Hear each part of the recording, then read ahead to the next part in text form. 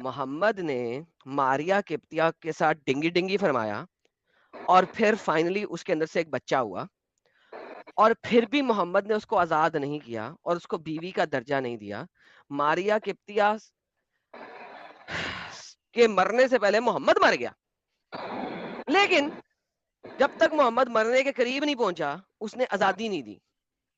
तो बेसिकली मोहम्मद ने अपने किसी गुलाम में और किसी गुलामी के अंदर, फीमेल के अंदर, कभी खैर नहीं पाया। वरना खैर पाता तो उसको आजाद करके उसे शादी कर लेता, क्योंकि अगर आजाद कर दिया है तो अब डिंगी डिंगी नहीं कर सकता, क्योंकि ठोका ठाकी सिर्फ तब हो सकती है जब तक वो गुलाम है। और अगर उसे आजाद करेगा तो मोहम्मद को उसके साथ शादी करनी है ठोका ठाकी करने के लिए।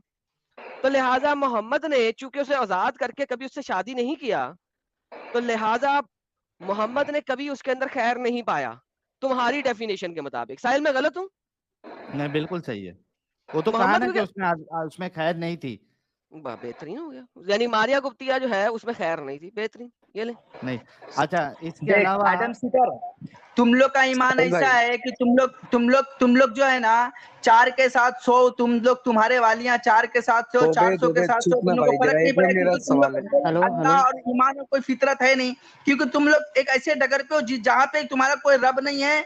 हाँ, तो तुम लोग के लिए कोई ये नहीं, हराम हलाल फिक्र नहीं, तो तुम लोग के मुझे खून का भी पकड़ नहीं है कि पप तुम लोग पप पप हलाल पप को या पप हराम को। पप पप पप हाँ, पप रुक और जाओ, मारिया थोड़ा रुक कुब्तिया जाओ। जो है, उन जैसे कितने लोगों को रसूलुल्लाह ने आजाद करवाया, आजाद करने का हुक्म दिया, मगर मारिया कितने को? कुब्तिया और कितने को? मारिया कुब्तिया कितनी को? उनका बच्चा हुआ, बच्चा होने के बाद वो कितनों को? ऑटोमेटिक आजाद हो कितनों जाती को? हैं। कितनों को? कितनों को? बच्चा होने के बाद में, नहीं, बच्चा होने के बाद में वो बीवी बन अभी जाती है, भले ही गुलाम अभी रहती है, वो तुमने बीवी बन जाती है। अभी अगर इल्म तुमने खैर हो पहले, तो वो बीवी के साथ आजाद भी हो ओए जाती है। चुप कर दे।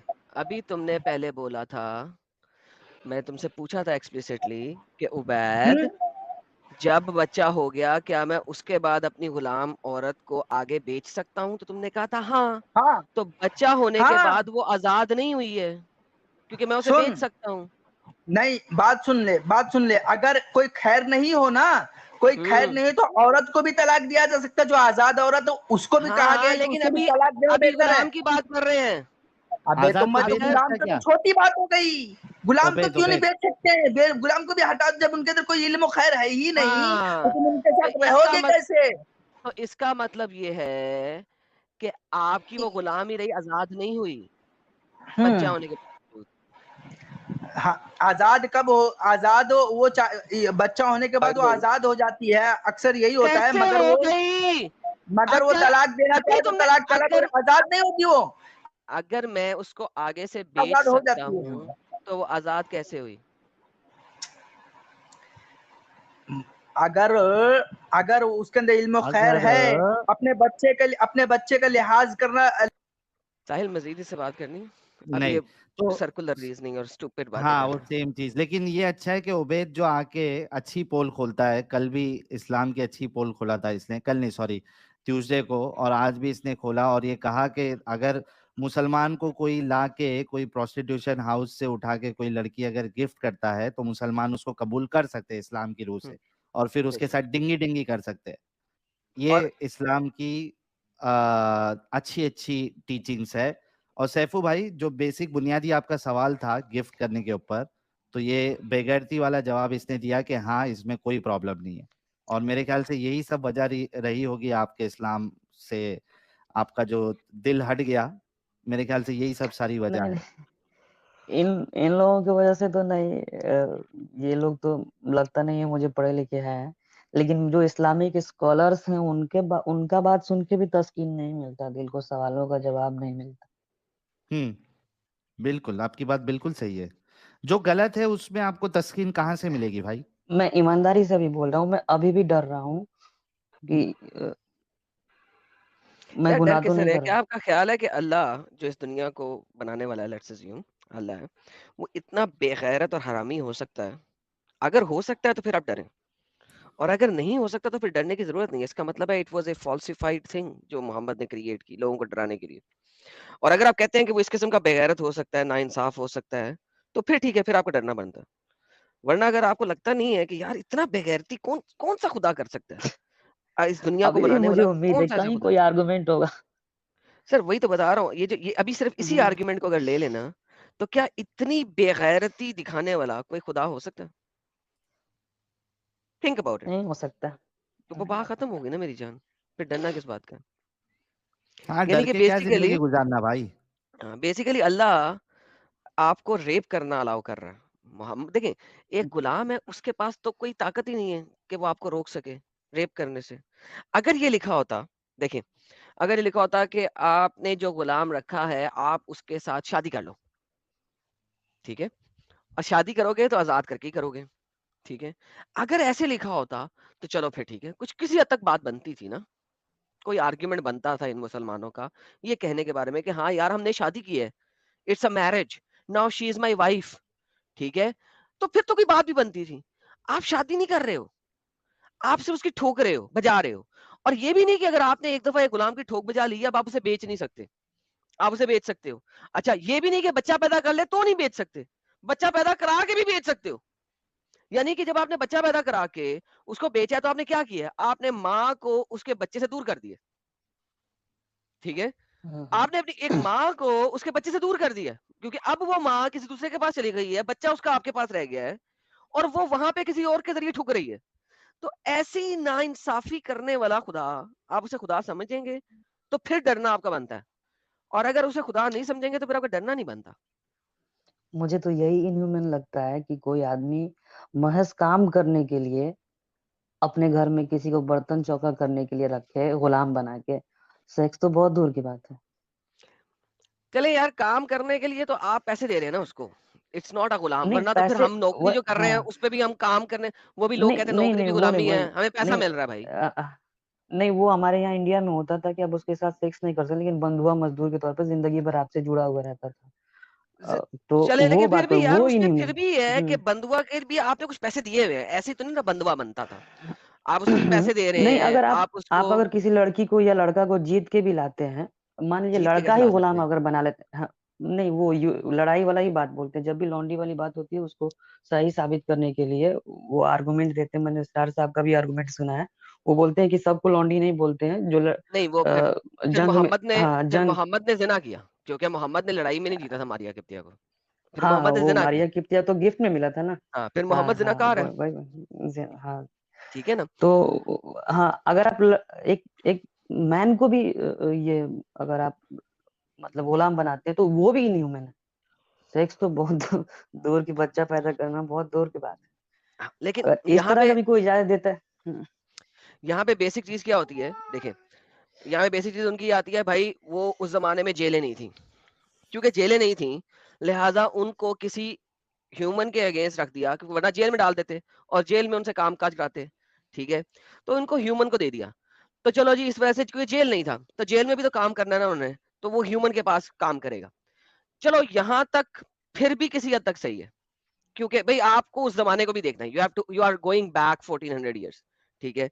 तो जेलें नहीं है तो लिहाजा आपने कुछ बना लिया एक। मगर ये दूसरी वाली गेम है ना, सेक्स करना, बच्चा लेना और फिर आगे दे देना और आगे बेच देना, और अगर उसका खावंद है तो जैसे ही वो आपकी गुलाम बनी, उसका खावंद का रिश्ता उसका टूट तलाक गया है, हो गया, तलाक हो गया बाय तलाक हो डिफॉल्ट, जाएगा। ठीक है। तो यानी आपने ये भी नहीं किया कि यार जिस बीवी का, जिस लड़की का खावंद है, उसको तो कम से कम खावंद के साथ रहने दो। नहीं नहीं नहीं नहीं, वो भी खावंद का रिश्ता खत्म, अब वो आपकी मलक है, अब आप उसे ठोकेंगे। और आप उसका उसका खावंद जो है वो साथ वाले घर में है, लट से गुलाम, ठीक है। वो देख रहा है कि मेरी बीवी साथ वाले घर में ठुक रही है। लाइक कम ऑन मैन, कितना इनह्यूमेन काम है ये, बहुत कितना ही। इनह्यूमेन काम है, ठीक है। जब जब तक उनका आर्ग्यूमेंट ये रहता है ना कि उस जमाने में जेल नहीं थे, चलो हम मान लेते हैं, ठीक है, जेल नहीं थे लिहाजा लोगों को दे लेकिन दिया। इसके इसका उसके काउंटर आर्गुमेंट ये हो सकता है ना कि अभी के वो अल्लाह की तरफ से आ रहा है वो कानून, और हम्म, आज के जमाना में एक इंसान जो कानून बना रहा है वो उससे बेहतर बना रहा है। अल्लाह से बेहतर कानून इंसान बना ले रहा है। सर वो जेल बन गए ना, तो आपका बोला आर्ग्यूमेंट, वो जेल बन गए में जेल में चले जाएंगे ना, जिस तरह यानी कि वो प्रिजनर ऑफ वॉर्स जेल में जाते हैं, राइट। लेकिन वहां हाँ तक मैं फिर भी हजम करने को तैयार हूं, I am able to digest it, ठीक है। उससे आगे नहीं ना, you need to understand that कि आपके आर्ग्यूमेंट मुसले तोड़ सकते हैं इसी तरीके से जो हम्म। मैं आपको दे रहा हूं। मैं आपको मुस्लिम का आर्ग्यूमेंट दे रहा हूं, I am not giving you an argument from my own side. मैं आपको वो आर्ग्यूमेंट दे रहा हूं जो मुसलमान स्कॉलर्स देते हैं, और आपने भी सुने हुए हैं ये आर्ग्यूमेंट्स। लेकिन ये जी। आर्ग्यूमेंट यहाँ पे खत्म हो जाता है जब आप उसकी लड़की के साथ डिंगी डिंगी फरमाते हैं और उसकी शादी तोड़ देते हैं उसके करंट हस्बैंड के साथ, और फिर उसके साथ बच्चा पैदा करके उसे आगे बेच लेते हैं। यहाँ पे ये वाला आर्ग्यूमेंट खत्म हो जाता है। You understand what I am saying? Yes yes. चलिए सैफू भाई, बहुत अच्छा लगा आप जुड़े और आपने भी अच्छे तरीके से उबैद भाई से सवाल किए। और बिल्कुल डर वर छोड़ दीजिए, बिल्कुल खुल के अपनी जिंदगी जिए आप, क्योंकि जहाँ डर होगा वहाँ स्ट्रेस आएगा, जहाँ स्ट्रेस आएगा वहाँ बीमारी आएगी, और बीमारी के लिए जगह नहीं होनी चाहिए। एक जिंदगी आपके पास है, उसको अच्छे से खुल के जिए। खुद भी अपने लिए भी अच्छा सोचे, दूसरे के लिए भी अच्छा सोचे। बहुत बहुत शुक्रिया। बाकी कॉलर से भी हम बात कर लेते हैं सैफू भाई। Thank you. जी यार उबैद अगर कभी जो है ना सांस लेके बात करे ना तो बड़ा मजा आया हाँ, इससे बात करके, लेकिन ये बंदा जो लेकिन है ना सांस लेके बात नहीं अरे करता। बाप रे बाप, मुझे ये नहीं मालूम कि घर पे भी ऐसी ही बात करता है क्या वो भाभी बीबी के साथ। कभी प्यार मोहब्बत से किसी से बात किया या नहीं किया, क्या मालूम। ये बीवी को भी कहता होगा, अबे ओए तेरे में खैर नहीं है, बिस्तर पे आ बे, अबे बिस्तर पे आ बे, खैर नहीं है तेरे में, खैर डालता हूँ मैं, खैर डाल रहा हूँ तेरे में खैर, आज सुबह तक तुझे खैर दिखाऊंगा मैं, जिस तरह मोहम्मद ने खैर दिखाई अपनी गुलामों को, मैं तुझे खैर दिखाऊंगा रे, तेरे से खैर निकालूंगा आज। कमाल भाई है तू, यार। एडम साहब, तुमको ऐसा चिल्लाने से पहले डिस्क्लेमर दे देना चाहिए कि जो लोग हेडफोन हेडफोन लगा के बैठे वो थोड़ा वॉल्यूम कम कर ले। खैर निकालेगा ये। साहिल भाई, हाँ एलएलबी साहब, क्या हाल चाल आपके। बस बढ़िया भाई। भाई ये उबैद को आप लोग लेके ना, मतलब बोलते हैं ना, पूरा सर दर्द करने लगता है भाई। कितना बोलता है भाई, कितना मतलब, वो बोलते हैं ना लाउड स्पीकर में चालू हो जाता तो रुकने का नाम ही नहीं लेता है।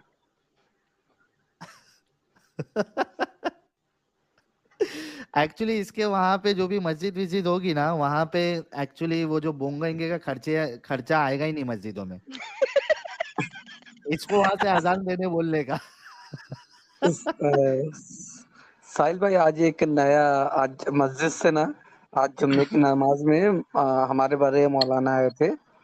हाँ तो उन्होंने एक बयान दिया है भाई।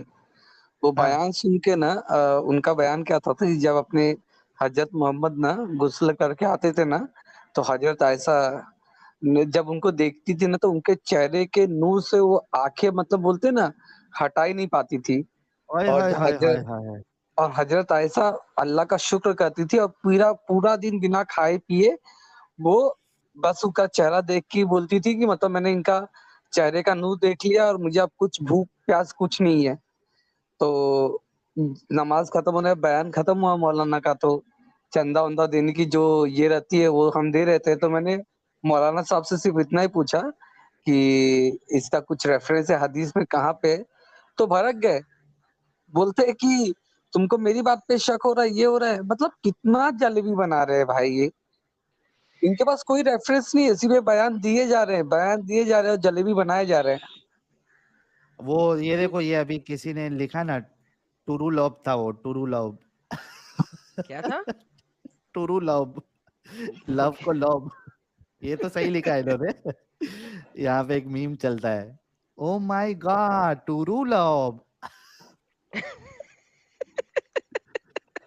तो वो एक्चुअली क्या होता है, तो वो मौलाना साहब को ऐसा बताना चाहिए था कि जाने दो थोड़ा सा, फिर वो अडल्ट हो जाएगा, छोड़ो, आई ड्रॉप दैट प्लान। अपना Yasir oh my goodness. Okay. Yeah, Yasir साहब क्या हाल चाल। जी आराम है साहिल भाई। आराम है। आराम नहीं होना चाहिए भाई। नहीं सर, रात का टाइम है ना, अच्छा अच्छा, मोमिन है आप क्या, निकल गए। निकल गए। अच्छा निकल गए, तो अल्हम्दुलिल्लाह। एक अमजद खान साहब लिखे, Islam is most powerful. Amjad Khan sahab, sir इस्तकबाल है आपका। हाँ साहिल भाई, मेरा आवाज आ रहा है? नहीं। हाँ आवाज आ रहा है भाई। क्या हाल चाल अमजद भाई। हाँ बहुत बढ़िया। मोमिन है, निकल गए। नहीं भाई, मैं मोमिन नहीं हूँ, मेरा नाम महेश है। मैं आदम भाई के साथ बात करने के लिए आया था। क्यों ऐसा करते हो भाई, नॉन मोमिक एक्स स्टेट में आए मुस्लिम ना हो यार। या क्या हो।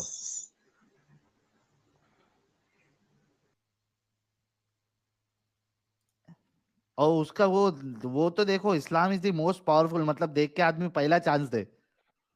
सर वो यही तो गेम है ना सर हमारी। बाप रे बाप। ये आतिफ साहब, हाँ हेलो। आतिफ साहब, हाँ हेलो। हाँ बोल रहा हूँ, आज आपको देखा वो किसको, एक मोमिना को एक हेल्प किया। आप मोमिन है नहीं है? एक एक बात करना चाहता हूँ आप। यार ब्लॉक हो जाओगे, क्या मतलब है? ये भी कह के लूंगा भी नॉन मोमिन है। Rocky for you love. Oh, Rocky for you.